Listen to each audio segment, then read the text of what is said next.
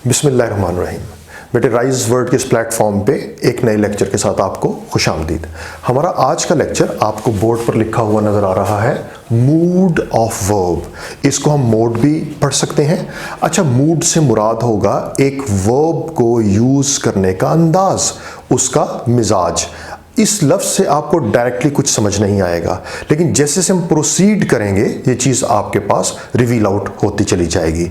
एक वर्ब को अपने इस्तेमाल के एतबार से 4 हिस्सों में डिवाइड किया जाता है। यानी एक वर्ब के जो मूड्स हैं, अंदाज हैं, जो मिजाज है, ये जो मोड है, वो 4 तरह का होता है, 4 टाइप्स का होता है। उनमें से सबसे सिग्निफिकेंट और सबसे अनयूजुअल, जिसको ग्रास्प करना थोड़ा सा डिफरेंट है, वो आपके पास है सब्जंक्टिव मोड। याद रखिए, हमारे ज़हन में सब्जेक्ट वर्ड होता है तो हम सब्जेक्टिव वर्ड बोलते हैं, ये वो उससे कोई ताल्लुक नहीं है। ये वर्ड बिल्कुल डिफरेंट है, सब्जंक्टिव, और इसका ताल्लुक किससे है? वर्ब के साथ है। अच्छा, सब्जंक्टिव मोड क्या होता है और इसे कैसे इस्तेमाल करना है, आइए हम इस ब्रीफ से डिस्कशन में इसको समझने की कोशिश करेंगे। सब्जंक्टिव मोड को या वर्ब के इस्तेमाल के इस अंदाज को आप 2 हिस्सों में डिवाइड करेंगे, प्रेजेंट सब्जंक्टिव और पास्ट सब्जंक्टिव। ठीक हो गया? अच्छा, अब आपने अपने स्क्रीन के इस लेफ्ट कॉलम पर फोकस करना है। आपको 3 कलर्स में 3 डिफरेंट चीजें लिखी हुई नजर आ रही हैं।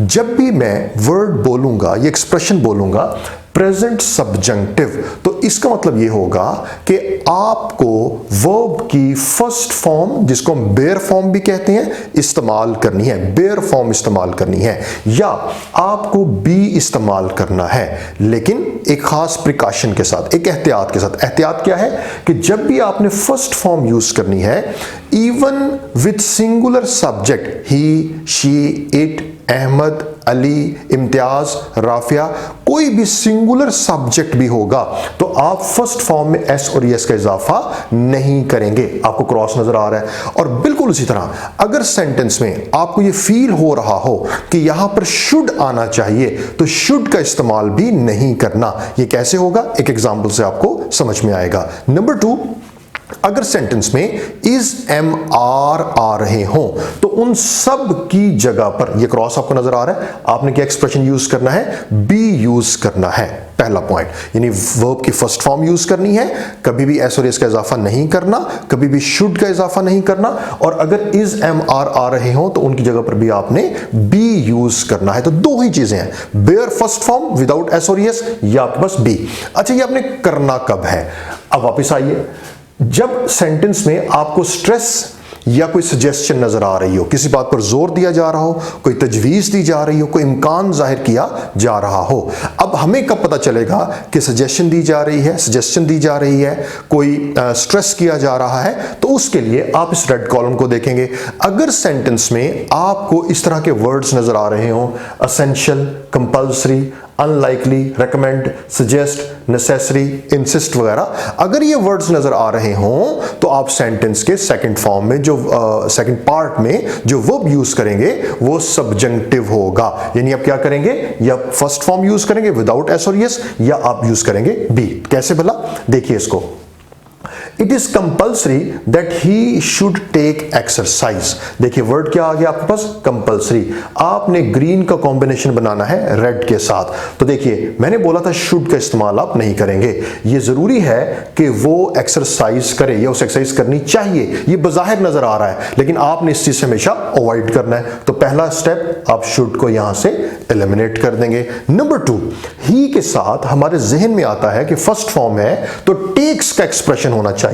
अगर मैं यहां एस इस्तेमाल कर दूंगा तो यह भी गलत होगा। आपको एस इस्तेमाल नहीं करना, आपको करना है ही take exercise.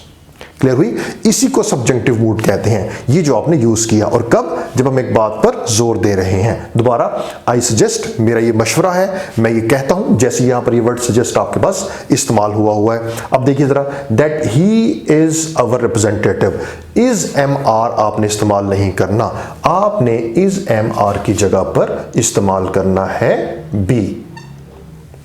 I suggest that he be our representative. Clear हो गया?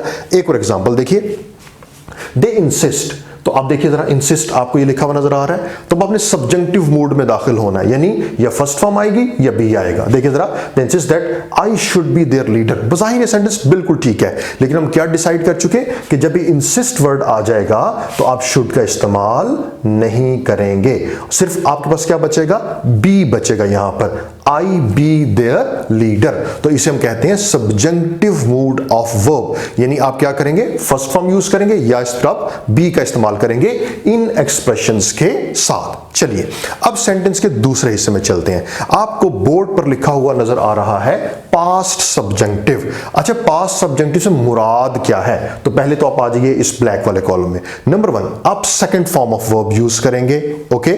नंबर 2, आप सिंगुलर सब्जेक्ट के साथ भी वॉज यूज नहीं करेंगे, बल्कि आप सिर्फ क्या यूज करेंगे, वर यूज करेंगे, यानी ये सेकंड फॉर्म या वर। अच्छा, ये जो पास्ट सब्जेक्टिव हमने इस्तेमाल कब करना है? जब हमारी सिचुएशन यहां पर आ जाइए अनरियल होगी, हम कोई ऐसी बात कर रहे हैं, कोई ऐसी कंडीशन शो कर रहे हैं जो अनरियल है, तो हम हमेशा पास्ट सब्जेक्टिव यूज करेंगे। अच्छा, हमें कैसे पता चलेगा कि सिचुएशन अनरियल है या एक ऐसी सिचुएशन है जो एक्चुअली में एग्जिस्ट नहीं करती? इसका बड़ा आसान सा फार्मूला है। अगेन आप इस रेड वाले पोर्शन को देखिए, आपको लिखा हुआ नजर आ रहा है वुड दैट, काश, विश आपकी ख्वाहिश हो, एज इफ जैसा के, एज दो जैसा के, वुड रादर ख्वाहिश का इजहार करना, मेरा ख्याल है, मैं इस बात को तरजीह देता हूं, आई वुड रादर, मैं ये चाहूंगा। और इफ क्लॉज, अगर कोई इफ वाली आपके पास क्लॉज आ जाए तो इनको याद कीजिए, would that, wish, as if, as though, would rather, if clause.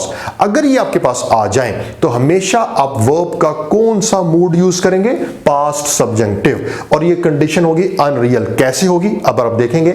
और आपने यूज क्या करना है, second form of verb use करनी है या आपने वर यूज करना है। ये सबसे अनयूजुअल चीज है वर का इस्तेमाल। He were, I were, she were, Ahmad were, the teacher were, was आपने कभी भी यूज नहीं करना। अच्छा, उसके लिए अब आप इन एग्जांपल्स पर गौर करेंगे। देखिए, शी विश्ड, आपने रेड और ग्रीन के कॉम्बिनेशन को हाईलाइट करना है। शी विश, आपके पास ये विश आ गया। She wish, she was a मिलनर, उसकी ख्वाहिश थी कि वो मिलनर होती, यानी वो मिलनर होती का मतलब क्या है, वो मिलनर नहीं है। तो सिचुएशन आपके पास क्या हो गई, अनरियल हो गई। तो जब ये अनरियल कंडीशन होगी तो आपने वॉज की बजाय क्या यूज करना है यहां पर, वर, शी वर। अब ये सबसे अनयूजुअल चीज है कि आप सिंगुलर सब्जेक्ट के साथ वर इस्तेमाल कर रहे हैं। ये सबसे अनयूजुअल चीज है और स्टूडेंट इसको ग्रास्प करने में थोड़ा हेजिटेट करते हैं, क्योंकि ये हमारी प्रीवियस लर्निंग के बिल्कुल खिलाफ होता है। एनी हाउ, थोड़ा सा आगे चलिए। वुड दैट, काश, वुड दैट का मतलब होता है काश।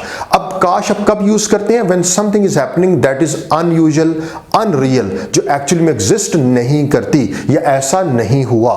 तो would that he was my friend, काश वो मेरा दोस्त होता, तो सिचुएशन क्या होगी, अनरियल, यानी वो आपका दोस्त नहीं है। तो आप यहां पर अगेन वॉज की बजाय क्या यूज करेंगे, वर यूज करेंगे।